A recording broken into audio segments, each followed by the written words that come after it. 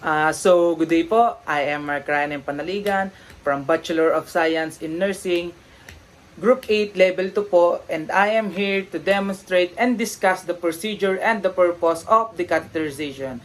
So first po, what is the catheterization?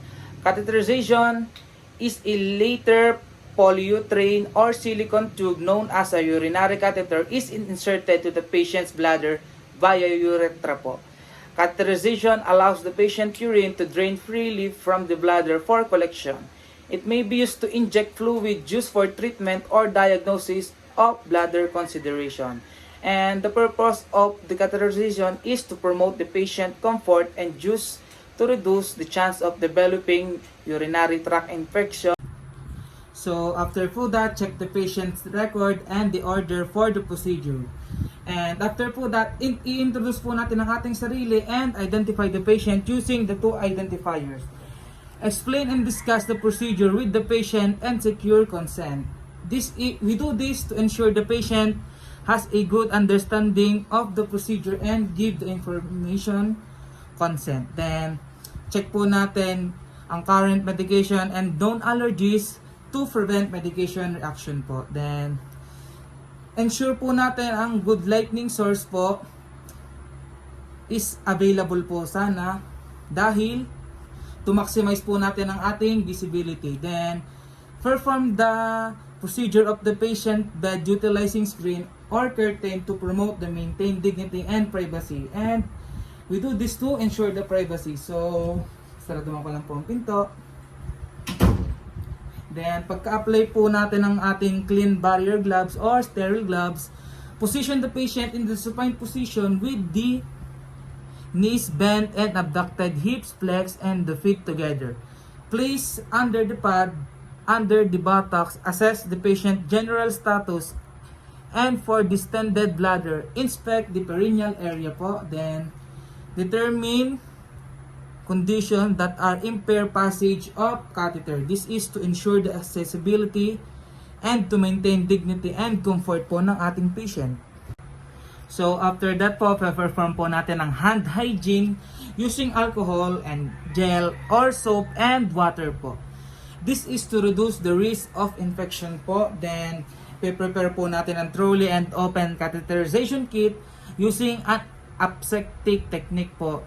Add catheter and the other sterile equipment, place cleansing solution onto tray and open specimen container if needed po. Then prepare po natin a syringe with sterile water into tray ready for the balloon. So ito po ang aking pong 10cc na syringe po with sterile water na po sa loob. Ang ating pong cotton balls na panlinis po. Syempre po ang ating pong catheter, Foley catheter, and syempre po, ang ating pong urine bag. Then, after po that, i-remove po natin ang cover that is maintaining the patient's privacy po. Then, nakalisin po natin to.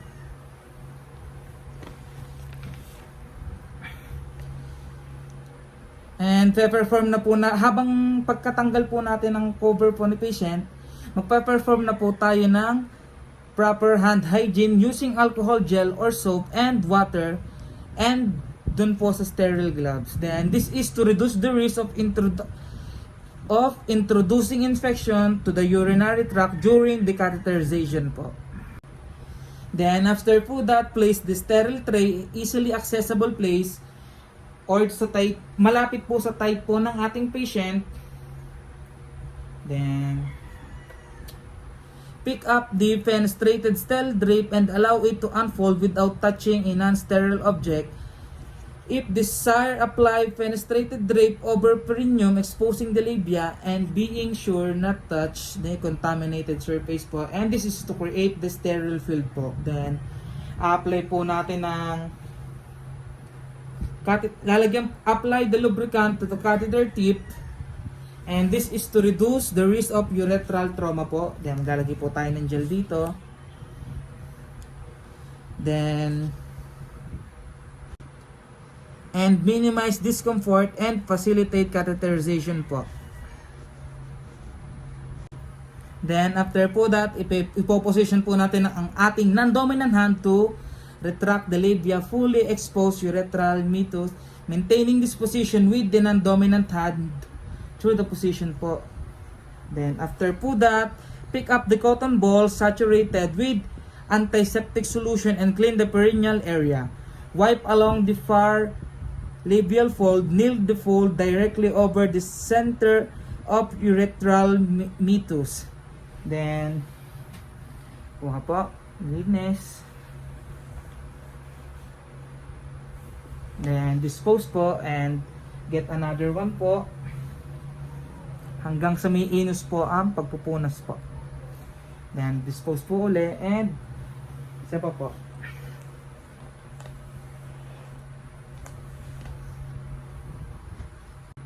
And we do this po to avoid the contamination with bacteria from the perineum and anus po. Then, handle the catheter maintaining sterile po.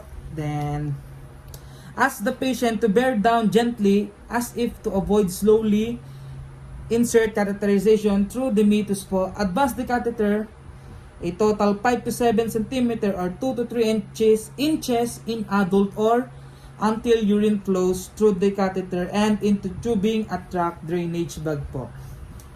Then, 2 to 3 cm lang po ang i-insert natin.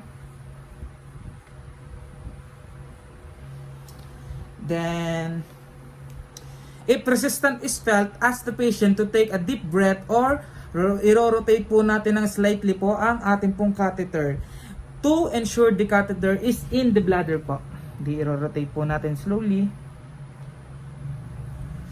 And as soon the urine appear, advance the catheter another 2.5 to 5 cm po or 1 to 2 inches and do not force against it po. Lagi po tayo ng 1 to 2 inches po. Then release the labia and hold the catheter securely with the non-dominant hand. Hold po natin ang catheter. Then gently inflate the balloon according to the manufacturer's instruction. Never inflate a balloon until the urine flows freely and the balloon stops until the pain is felt. So, insert na po tayo ng tubig po para po sa balloon.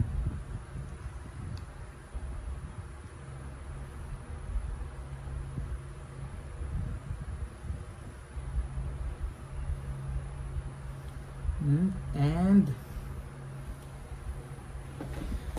this is the pain could intake the bladder, spams, or incorrect placement po. Then withdraw the catheter slightly until the resistance is felt.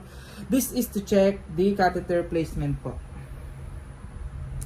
Then collect the urine specimen if ordered by the MD. Then attach the catheter into the valve of the drainage of the system and support using specially designed support or strap tape po. So, kunin po natin ng ating pong urine bag. Insert po natin dito.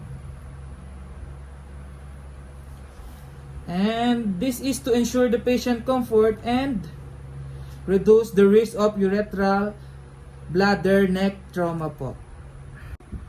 So, make sure po natin na naka-insure po ang catheter and does not become taut when the patient is mobilizing po. And this is for the movement-induced trauma that can lead to UTI and tissue necrosis.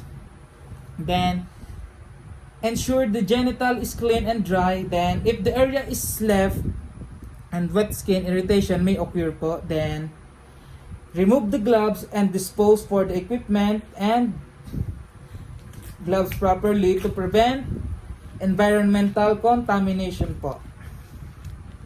Then, after po that, magpe-perform na po tayo ng hand hygiene to reduce the risk of cross-infection from the microorganism and assess for the patient's comfort, observe the character and amount of urine, determine that there is no urine leaking from the catheter or tubing. Then, identify the unexpected outcome po. Then, complete documentation, report, and record data po. Then, catheter description, assessment of the urine, output specimen, collection, and the patient response po.